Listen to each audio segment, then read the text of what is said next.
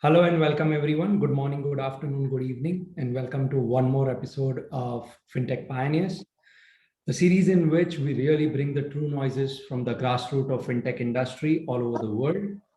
We really want these voices who are going to shape the future of our world to be heard and for us all to learn what's truly happening in the FinTech world today and how it's going to change our futures.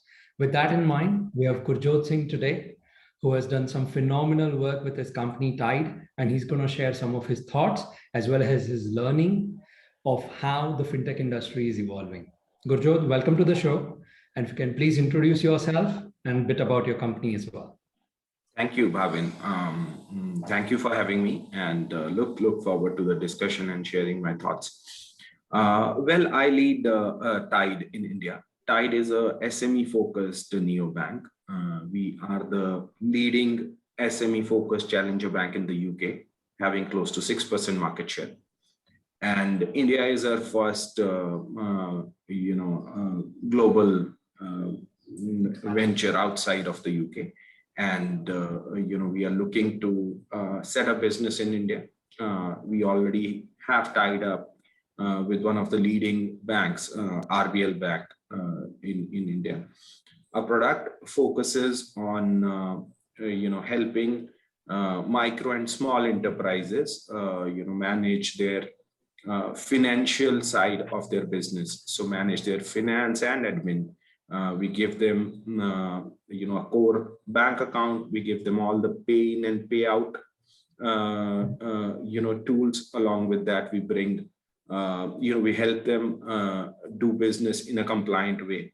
So we bring taxation solutions around taxation, solutions around invoicing, ledger, etc. to our members, and we bring credit to them, working capital and other credit needs of micro and small enterprises is a big gap. So that's something we bring to them. And lastly, we bring a bunch of other financial services like, helping them collect payments digitally, helping their teams spend digitally, bringing products, financial products like insurance, investments, etc. to these micro and small enterprises.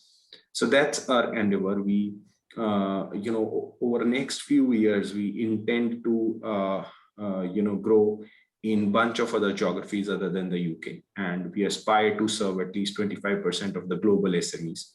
So from that standpoint, India becomes very important because, in terms of just the numbers, India has 10% SMEs of the world, right? So from that standpoint, India is a very important market for us. And, we look to build a good business which brings a lot of value to micro and small enterprises. Our motto is to help them do their business well, manage their finance and admin from one app, and in the process we give them time and money back, which they could invest into their business. So that's how we operate. Yeah. Gurjot, in this space of financial inclusion for SMEs, there have been a number of startups in last few years, right? Example, Khata Book is quite big in India these days on that particular domain. How do you see that space evolving and the competition and the rise of number of companies that are coming up in that space? So, rightly pointed out, there are a lot of players solving, different problems for this segment, which is amazing. SMEs have been traditionally underserved, not just in India, world over. That's the phenomenon. And I believe, FinTech has an amazing way of doing things because we use technology, right? We can bring a service to a larger number of users at a much lower cost. So by virtue of that, a number of players in the market have solved for different needs of micro and small enterprises. Khata Book is an example. There are a bunch of others as well. And most of these have solved one problem in depth and are also trying to, offer a more broad-based product, right? Ours is a more broad-based product. And what we do on our platform is we have our own products, which we call Tide label products. And we also partner with the ecosystem to bring good, deeper products in any of these to the enterprises, through our platform. So we are all for collaboration. And from an India standpoint, right, we believe it's a huge market. There is a play for most of us, and most of us can build real, large franchises which add a lot of value to the ecosystem, a lot of inefficiencies and problems to be solved, right? That's one. Second, I think there is also a lot of room for collaboration. We are working, so I talked about a bank, but we are, talking to a bunch of banks, NBFCs. We are working with, NPCI on certain things. We are working with schemes on certain things, and a bunch of other fintech players as well. Right. So there is huge scope of collaboration, and I think there is ample market available for all of us to thrive in the market. Gurjot, help me understand your views on the fintech industry. When fintech started, everyone saw that banks first said, oh, they are nobody, they don't have a space for us. Then came a space when banks at least accepted that fintechs are real. And then slowly came a point where they said, okay, we're going to take over fintech. Probably now we are slowly reaching a point where everyone's trying to collaborate. What's your view on the journey of fintech industry and its future? So, see, there are a few things. One, I think regulator and government, they have played a great role in terms of, ensuring that there are rails and the ecosystem is conducive to collaboration. That's one. Second, I believe banks are pretty open, and they have, collaborated with the fintech players as such. And, the core reason is, see, banks have also changed over time, right? Banks are a lot more digital. They use a lot more technology, and there are, a lot more digital touch points, etc. But what banks, I think, have realized is that, one, fintech brings the power of distribution at much lower cost. That's one piece, right? And that's a value add to the core banking business as well. If they were to reach out to a similar, segment in a similar fashion, it would be much more costly for them. So that's one, reason of collaboration. I think the other, reason or piece is that, banks do the core banking very well, and, that's their forte. They do it pretty well. They do service to certain set of users in a certain manner very well, right? And they are open to collaborating with the ecosystem to do some other set of things for them. So which brings a lot of value back also to their existing processes. So for example, the way fintech solves something, right? And they collaborate with bank. There's a lot of technology that is built. Now bank also goes back and uses the same technology internally, and also takes it to a bunch of other, players in the ecosystem. So, that technical change or technical DNA is also driven from a fintech standpoint. So both these put together, right? I think they are central to banks collaborating with fintechs. And, I believe they're seeing value. Today, we see most of the banks, we see them having prudent, technical spend. They are moving towards the open ecosystem, open APIs, etc. Right? And the ones who thought that they need not do this, right? I think they have over time changed. The entire Aadhaar stack, then demonetization. I think that was one push, but then pandemic, I think, has given another kind of push, and I think we have made huge strides overall in financial services. Across, not just banking. You look at insurance, you look at the way we lend, you look at specifically the buy now pay later segment, right? Vis-a-vis the traditional credit card way of doing things. So there are amazing things which are happening in the ecosystem, and I think we are moving at a pace which is at least 5x normal. What we are achieving in a year or so, we would have taken 5-6 years to achieve otherwise. Gurjot, on the same breath, in 10 years from now, what's your vision? What's your prediction, how will the world operate? What would be an average consumer experiencing in 2031? Hmm. Excellent. So, one major change that I see is that consumer will have a lot of ownership of his data. So open data, and consumer will have ownership of the data, and he will be able to share it with anybody with a click. Right? So if you look at UPI, the way UPI broke some of the walled gardens, right, and made overall financial services more democratized. In a similar fashion, right, we have to move in a similar approach in terms of data. So our data is with large organizations. Now, they coming onto common platforms, and consumers conveniently, taking those, using those to get access to other services. I think that will be a huge change. So if you have done a proper KYC once, say for Aadhaar, right? Now you should not have to do something physically, and which is the case today. Today you could open a Demat account from your drawing room. You could open a bank account from your drawing room. Video KYC is getting extended, to various use cases. So that's one major change that I foresee. Second is, the movement from unorganized or informal, segment to a more formal way of doing things. And this will reflect in everything. The number of transactions that are happening digitally is just the first step, right? So the kind of movement, the kind of non-cash economy to cash economy, I think that's a big transition which is happening. But now this has to reflect into more number of things.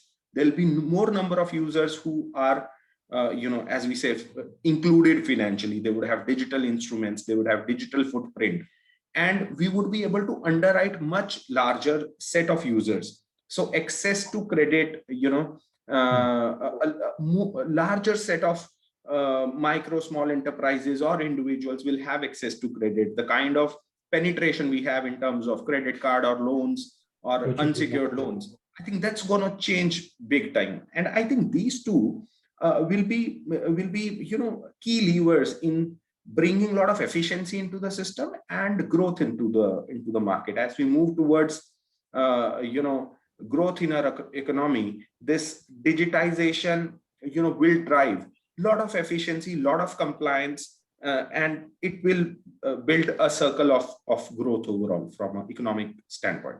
So with that kind of a future, right, there's a lot of work that both fintechs, regulators, banks need to do. What are the 3 challenges you would say for fintech today in the world? So, 2 aspects: Indian standpoint and global standpoint, right?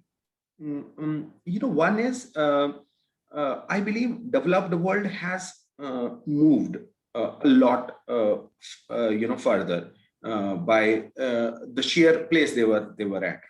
So I think from an open banking standpoint, where we are, I think we are at a place where economy like UK was 3 years back, right? So from that standpoint, I think there is a lot of ground that is to be covered from a developing world standpoint, right? That's very important. And this problem is global. Today there is a huge inefficiency and a barrier when you do intercurrency transactions.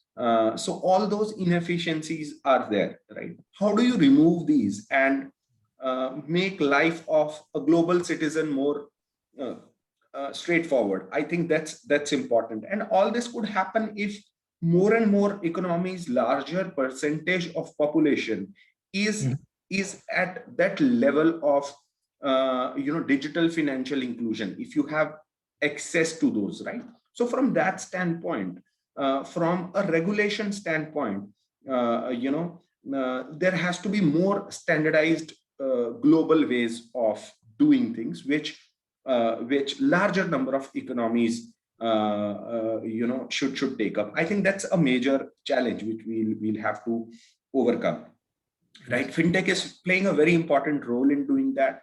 The efficiencies in exchanges, people getting best test of the rates, etc., So all that is a start, and I think it has to go to a next level.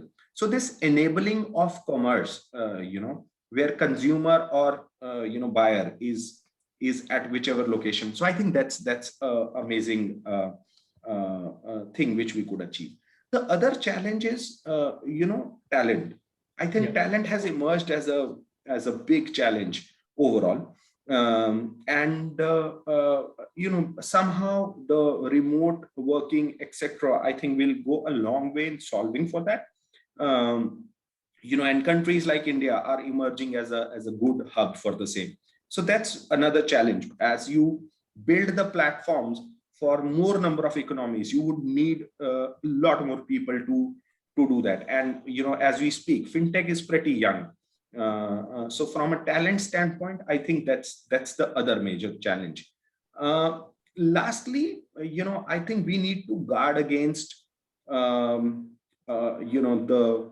the privacy and data pieces. Correct. So that's an area where we will have to tread with caution, manage these pieces, because you need to be on the right side of the law and regulator. So all these pieces are critical challenge, which for overall ecosystem, they are a challenge for regulator, they are challenge for governments, and they are challenge for businesses. So this is another challenge that I see, which we need to navigate well as collectively work towards. So Gurjot, last segment, and I understand the interest of time. A lot of young people are trying to be an entrepreneur today. So I think it would be good if you can share your personal journey. Are you a technologist? Are you an ex-banker? What got you to the world of fintech? And what are the lessons or advice you have for young entrepreneurs who are trying to be in the same space as you? Excellent. So, by education, I am a computer science engineer and MBA. So I think that set me up for a career in financial services. And, I believe I was one of the early entrants into fintech. So right out of my B school, I worked with Angel One, which is, the leading investment fintech today. I started out with them. Post that, I spent some time in bankbazaar.com, which was arguably one of the first fintechs in the country. And post that, I was with PayU for a long haul. I spent close to 7.5 years. I was early team members at PayU, and we were able to execute a huge scale from scratch in that organization. And now I'm here leading Tide, right?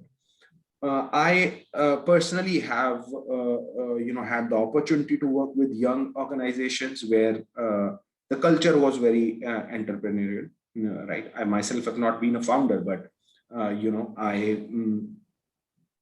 have been a professional, but I have executed roles which are very entrepreneurial. So essentially, from that standpoint, right, my advice to young founders would be, to look at the problem with a deeper business model in perspective. Right? So in fintech, it's very easy to come across an inefficiency and say that we're going to solve for it.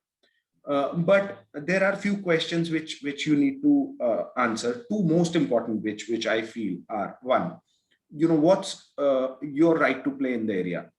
Why do you think you will be able to solve this problem or inefficiency, and no existing traditional player has spotted it or not solved for it? You need to understand that reason well, for you to build out a differentiator. That's one. Second, I believe you need to have business economics in place. You need to understand where are you going to make money, how, before you start scaling things.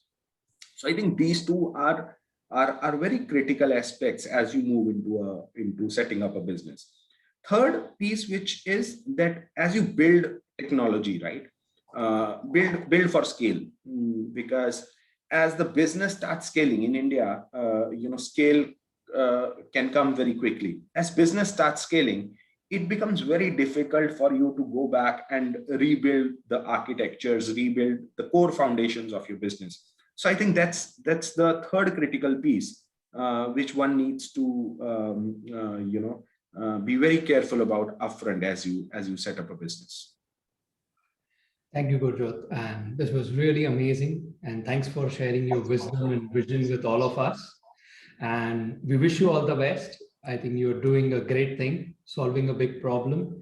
SMEs and financial inclusions are priority for everyone across the world. It's the backbone of the economy, and growing SMEs to medium enterprise and one day to large, they really need the ecosystem of financing that supports them. It seems you're playing an important role in that. So thank you so much for that. And we look forward to seeing your success. Thanks for joining us Thank you, today. Bhavin. Yeah.